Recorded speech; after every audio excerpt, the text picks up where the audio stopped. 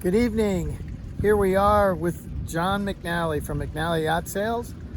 We're taking a look at a little project we did today on this DeFore 560.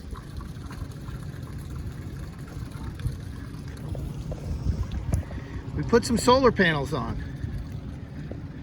Ellison Premier Yacht Services did a fantastic job.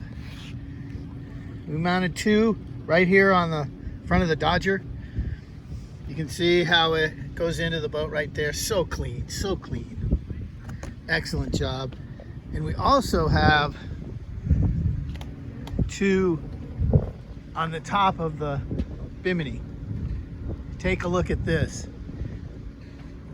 Earlier, we sewed the zippers to the bimini, put it back on, and now we have Instamatic solar panels on the bimini. So clean, so clean. So we'll be able to run off the grid for a little while. And one of the main things I like to say about Ellison is how clean after the job. It doesn't even look like they were in here. You should have seen it 2 hours ago. So if you need solar panels, Ellison Premier Marine Services. And that's John McNally. McNally Yacht Sales. Over and out.